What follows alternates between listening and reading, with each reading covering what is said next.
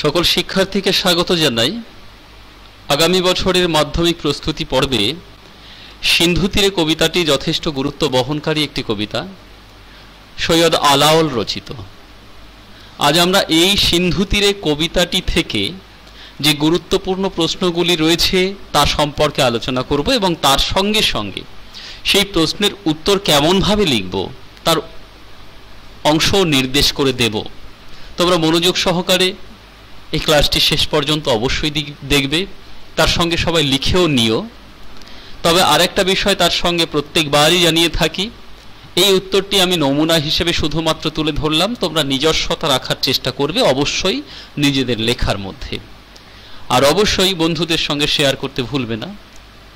যাই হোক, প্রথম প্রশ্ন হিসেবে আমরা এই কাব্যাংশটি থেকে যে প্রশ্নটি প্রস্তুত করব তা হলো, তথা কন্যা থাকে সর্বক্ষণ, কন্যা বলতে কার কথা বোঝানো হয়েছে, তথা বলতে কোন স্থানের কথা নির্দেশ করা হয়েছে বা বলা হয়েছে, সে স্থানের বিবরণ দাও। প্রথমে আমরা উৎস নির্দেশ করে নেব, সেখানে লিখব কবি মোহাম্মদ জয়সির পদুমাবত কাব্য অনুসরণে সৈয়দ আলাওল রচিত পদ্মাবতী কাব্য থেকে গৃহীত সিন্ধু তীরে কাব্যাংশ থেকে উদ্ধৃত অংশটি নেওয়া হয়েছে।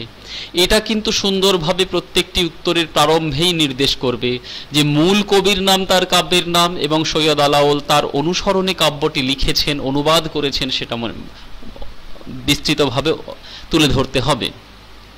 তারপর লিখবে যেখানে কন্যা হলে, এখানে কন্যা হলেন বা যেখানে কন্যা হলেন সমুদ্র নৃপতির সুতা পদ্মা নাম ধারণকারী গুণ সম্পন্না এক নারী।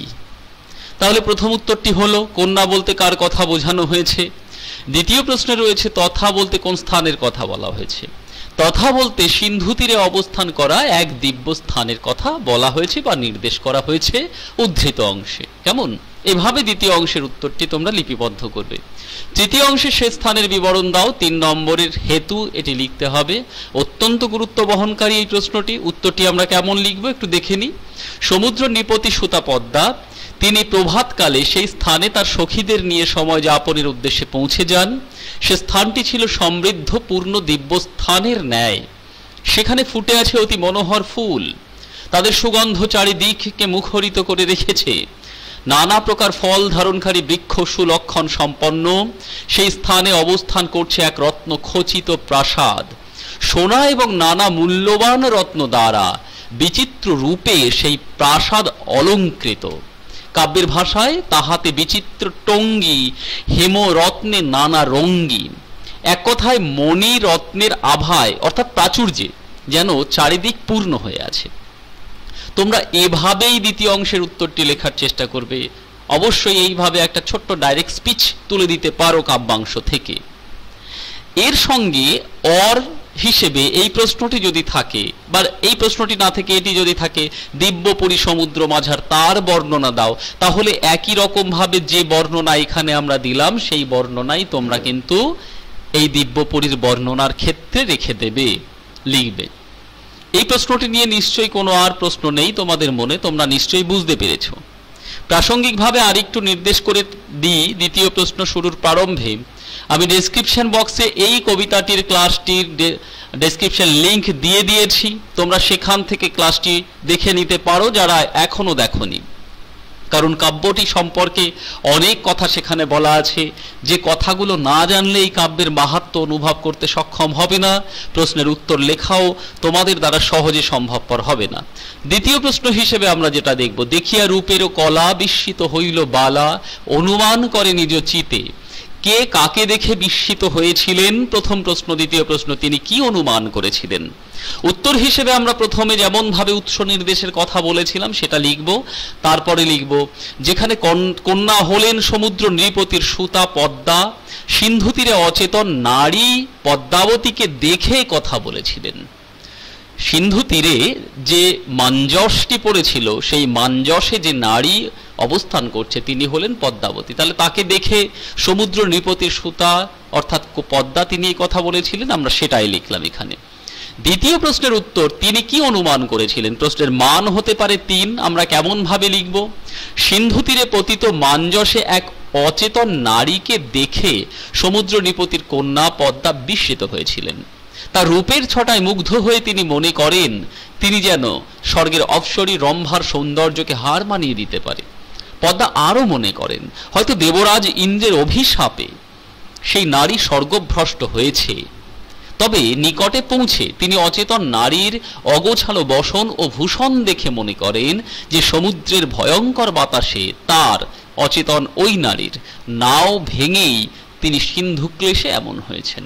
ঠিক এইভাবে দ্বিতীয় অংশের উত্তরটিও আমরা লিপিবদ্ধ করব।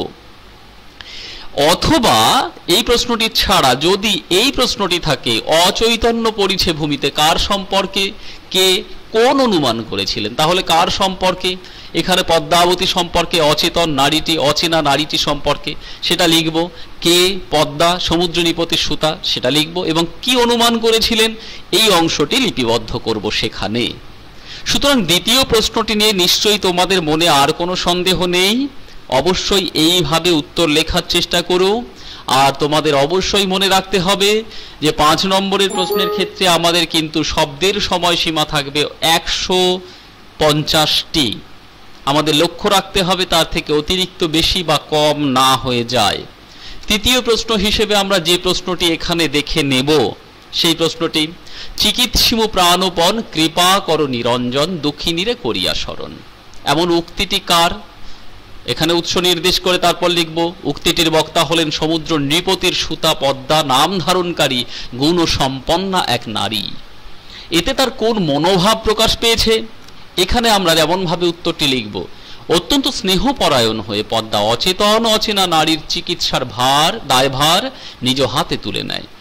বিধাতাকে স্মরণ করে তিনি সখীদের নিয়ে বসন দিয়ে তাকে ঢেকে উদ্যানে নিয়ে যান। তন্ত্রমন্ত্র এবং মহৌষধ প্রদান করে কখনো বা আগুন জেলে দেহের উত্তাপ বৃদ্ধি করে তিনি 4 দণ্ড অর্থাৎ 96 মিনিট সময় সেবা প্রদানের মাধ্যমে তার প্রাণ ফিরিয়ে আনেন। 2 নম্বরের উত্তরে এই অংশটুকু আমরা উল্লেখ করব।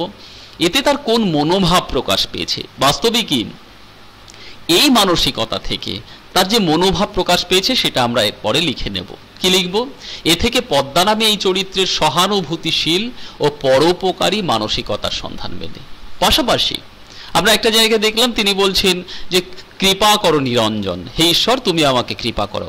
তাহলে এখানে লিখব পাশাপাশি ঈশ্বরের প্রতি আনুগত্য এবং শ্রদ্ধাবোধের সন্ধানও আমরা উদ্ধৃত উক্তির মধ্য দিয়ে পাই। ঠিক আছে, এইভাবেই 3টি প্রশ্নের উত্তর সম্পন্ন করবে। তোমরা অবশ্যই 3টি প্রশ্ন রেডি রেখো, কারণ আগামী বছরের প্রস্তুতি পর্বে অত্যন্ত গুরুত্ব বহন করছে এই 3টি প্রশ্ন। সকলকে অশেষ ধন্যবাদ। লাইক, শেয়ার, সাবস্ক্রাইব করতে ভুলো না। আর মনে রেখো, এইভাবেই বাংলা ভাষা সাহিত্য আমাদের সবার প্রচেষ্টায় সুন্দর হয়ে উঠবে, মধুর হয়ে উঠবে। সকলকে